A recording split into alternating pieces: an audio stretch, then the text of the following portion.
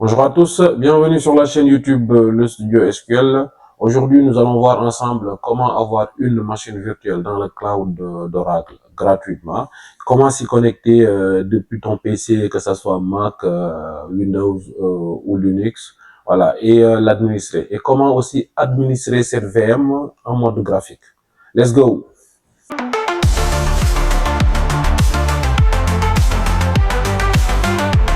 On commence par se connecter sur le site oracle.cloud.com afin de se connecter sur l'OCI de la console d'administration d'Oracle. Et moi, dans mon cas, j'ai déjà un compte qui est actif, donc je peux me connecter directement.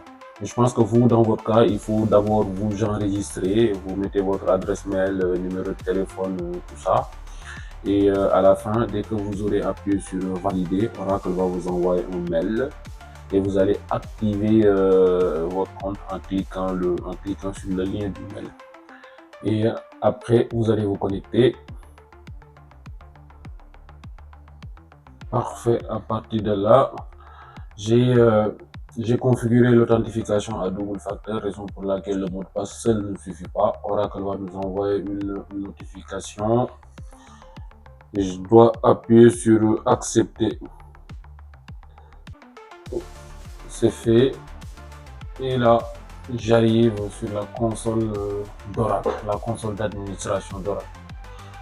Alors, c'est ici que tout se passe, toutes les configurations ou bien les installations que vous voulez faire sur votre matériel qui est dans le cloud, par exemple une base de données, une VM, donc c'est ici où ça se passe. Donc il faut toujours commencer par le menu, compute, instance, voilà, tac. Là, vous voyez, moi j'ai déjà une VM qui est up et opérationnelle, qui est running, tout simplement. Ici se trouve son adresse IP publique, là son adresse IP privée, là le shape, donc le CPU, tout ça. Voilà. Donc pour créer une nouvelle instance, donc on commence ici, create instance. Là, il faut lui donner par exemple un nom parlant. Donc, si on veut installer par exemple du Ubuntu, ou du Red Hat CentOS, bah, par exemple, My Server Ubuntu. Voilà. Ou bien Rocky, ça dépend de vous. Ou bien Oracle Linux Debian. Ça dépend de vous. Donc, on peut mettre Ubuntu. Voilà. Donc, dans quel compartiment? Moi, pour le moment, j'ai qu'un seul compartiment. Donc, on va le laisser ici. Ok, le placement, ça, on n'y touche pas. On laisse Oracle s'en occuper. Donc, c'est ici où tu peux choisir l'image ISO. Par défaut, Oracle nous propose Oracle Linux 9, mais on a la possibilité quand même de le changer. Voilà, change. On peut mettre du Oracle Linux, on peut mettre du Ubuntu, on peut mettre du Red Hat, mais par contre le Red Hat il est payant. Donc je ne vois pas ici Always Free. Il n'y a pas de Always Free. CentOS, il y a des CentOS Always Free qu'on peut mettre. Oui, c'est possible. Voilà, tous les deux CentOS, le 7, le 8 Stream, ils sont tous free. Voilà, Rocky, moi pour ma première VM, j'ai une VM Rocky. Voilà, donc on avait dit qu'on choisit Ubuntu. Allez, go, Ubuntu, dans quel compartiment? Toujours la mine, c'est là. Donc ici, il faut faire attention, il faut bien choisir une image ISO qui est free, c'est-à-dire libre. Donc là, il y a le premier, le Canonical Ubuntu 20.04 qui est free. Voilà, donc je pense que le dernier free, la dernière version, non, c'est le 20.04. Voilà, le 20.04. Donc on peut choisir 20.04, select image. Voilà, le shape ici par défaut, donc on peut le laisser par défaut, comme ça, là on a le shape VM standard E2, E2.1.micro qui est always free. Voilà. Next. Ok, security aussi pour le moment, on est pas mal. Next. Voilà. Donc ici, si vous venez d'arriver sur OCI, donc forcément, vous n'avez pas un existing virtual cloud network. Donc il faut le créer. Pour ça, on appuie sur le bouton Create New Virtual Cloud Network. Donc là, ici, nous avons un message Service Limited Status. Parce que moi, j'en ai déjà deux trop. Donc je pense que raison pour laquelle il râle. Donc vous devez forcément passer par Create New Virtual Cloud Network. Vous n'aurez pas ce message. Parce que moi, j'en ai déjà deux trop. Raison pour laquelle Oracle râle un peu.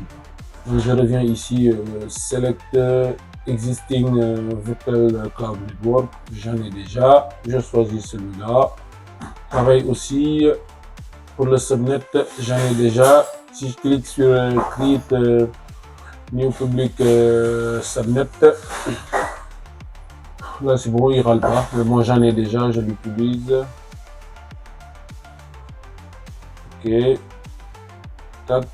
Pour l'adresse IPv4, on laisse à Oracle de s'en charger, de nous donner automatiquement une adresse IPv4. Voilà, faut pas choisir manuellement. Donc on laisse à Oracle de s'en occuper. Jusque là on est pas mal. Allez. Next, boot volume aussi, jusque là on est pas mal. On laisse à Oracle de s'en occuper. Next. Voilà, pour le moment on est pas mal. Par contre, moi, je ne vais pas appuyer sur Create parce que j'en ai déjà. J'espère qu'Oracle va râler parce que chacun a un maximum de VM. Voilà, moi j'en ai déjà pour le moment une, mais je ne vais pas le créer.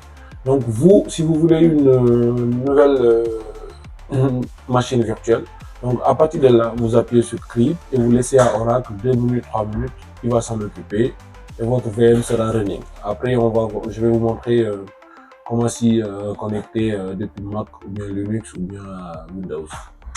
Dès que c'est OK, on retourne sur OCI, toujours le menu, Compute, Instance, et là, vous aurez votre instance que vous venez tout juste de créer ici. Donc si vous avez 3, 4, mais je pense qu'à partir de 3, c'est payant.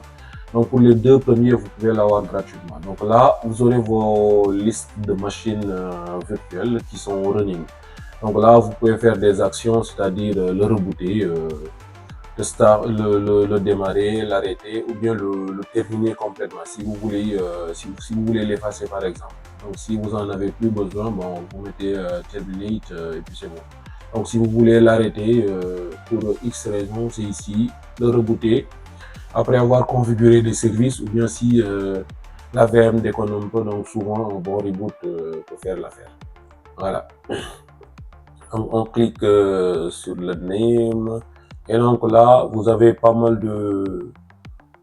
d'options à configurer, donc je vous laisse voir. Il y a un onglet networking où vous pouvez trouver votre adresse IP publique et privée, le subnet, tout ça, storage, donc la taille des disques sur la VM. Donc ici Oracle, ils sont quand même gentils parce qu'ils m'ont filé 47 Go sur ma VM Rocky.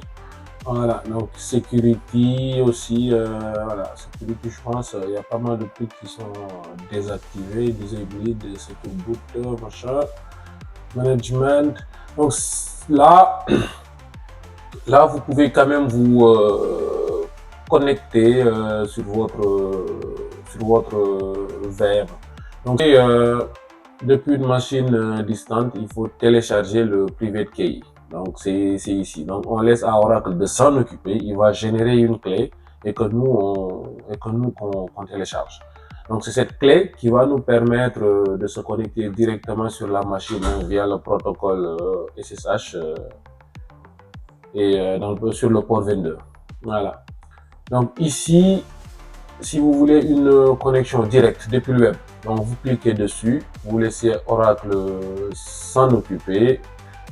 Donc au bout de quelques secondes, normalement, ça devrait être bon, mais c'est depuis le navigateur. N'importe quel navigateur, Firefox, Safari ou Google Chrome, ça peut marcher.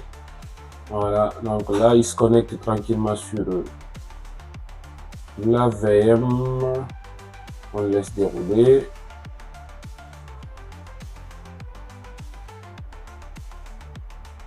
Ouais, il prend un peu son temps et c'est parfait. Là, je suis connecté directement sur ma VM. Donc, on peut mettre PWD pour voir dans quel répertoire où nous sommes. Je suis dans var 3W HTML. Ou Amaï, qui je suis. Donc, je suis bien root. Donc, à partir de là, je peux faire tout et n'importe quoi. Moi, après avoir téléchargé la clé privée, donc forcément, elle va arriver sur le dossier téléchargement. Donc, il faut copier du dossier téléchargement en le collant sur votre répertoire de base, répertoire du user qui est connecté. Ici, moi, dans mon cas, c'est la même là. Donc, il faut le coller ici dans un répertoire caché qui s'appelle .ssh. Mais là, on ne peut pas le voir. Donc, on va aller le voir sur le terminal. Donc, c'est un répertoire caché, raison pour laquelle le ls ne peut pas le voir. Alors, on ouvre le terminal, on fait juste cd tilde. Et là, on arrive sur le répertoire du user qui est connecté. On peut mettre pwd pour le confirmer. Donc, c'est /user/ la là. Si par exemple, la personne qui était connectée s'appelait Julie Breton, on allait voir /user de Julie _ Breton. Donc, ici, si on met ls-lrt, donc là, on va pas voir les fichiers cachés, à savoir bash profile et tout ça. On ne peut pas les voir. Donc, pour les voir, il faut mettre ls-al. Et là, on peut voir tous les fichiers et répertoires cachés. Moi, le mien, il est là. J'ai un répertoire caché qui s'appelle .ssh. Donc, je vais entrer là-dedans, .ssh. Et là, je peux mettre un ls-lrt. Et je vois que ma clé privée que j'avais téléchargée est là. Donc, d'habitude, elles sont d'extension .pem ou bien .key. Donc ici, moi, dans mon cas, j'ai juste mis un move. Par exemple, la clé, il s'appelait comment key. Par exemple, key _ lsy. Key. Et je l'ai renommé en id _ rsa. Donc c'est ce que j'ai fait. RSA. Donc, pour qu'il porte ce nom, id _ rsa. Donc là, on a bien notre clé privée qui est là. Donc à partir de là, on peut se connecter directement sur notre serveur depuis notre Mac. Voilà, SSH, pour se connecter c'est SSH-i. -i pourquoi? Parce qu'on utilise un fichier pour se connecter. Et ce fichier c'est quoi? C'est la clé privée. Donc on met un .ssh, c'est-à-dire que c'est le répertoire où se trouve notre ID RSA /ID RSA qui est notre clé. Donc nous, on va se connecter sur une machine Rocky. Donc c'est un Rocky Linux. Voilà. Donc pour ça, on met Rocky. Après on met l'adresse IP. Moi le mien c'est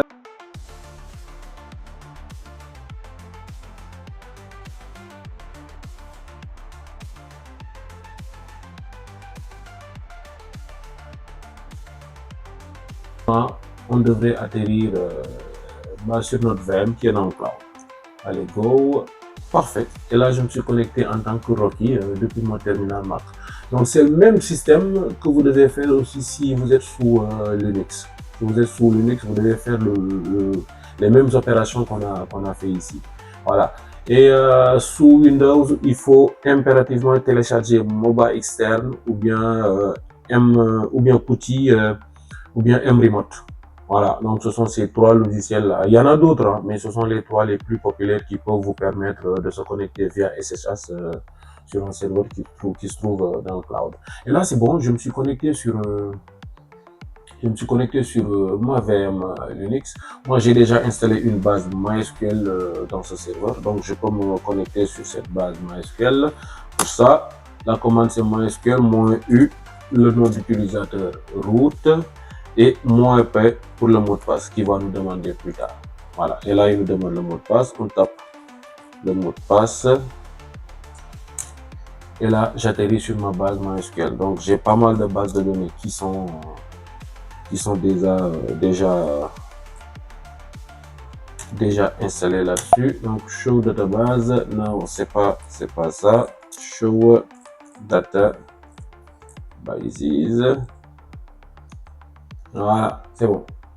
Et j'ai une base qui s'appelle HR, j'ai une base qui s'appelle grmklpr. Donc, pour utiliser HR, on peut mettre juste use HR. Voilà.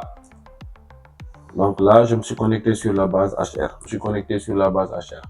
Pour voir ces différentes tables, par exemple, c'est Show Tables.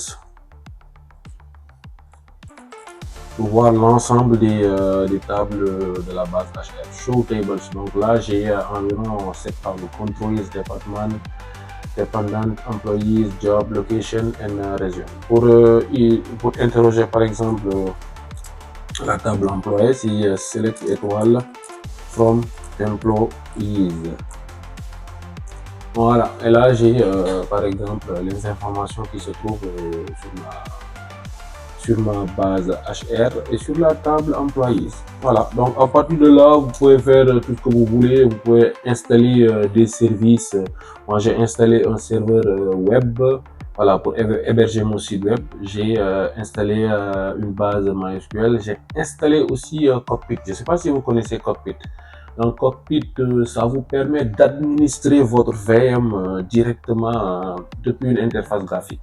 Donc pour ça, on va ouvrir par exemple un navigateur et on tape l'adresse IP.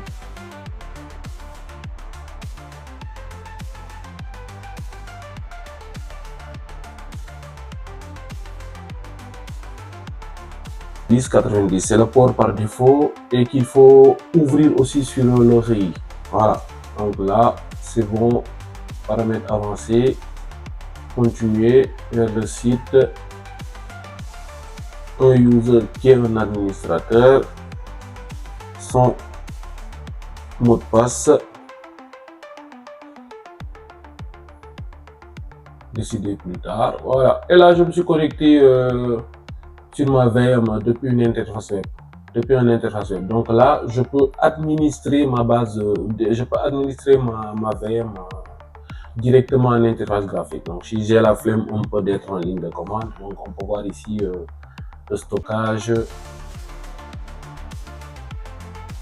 Voilà, le stockage par défaut, voilà, sur chaque boot, tac, les services qui sont démarrés. Tu peux, ici, on peut arrêter les services, les redémarrer, tout ça, le réseau.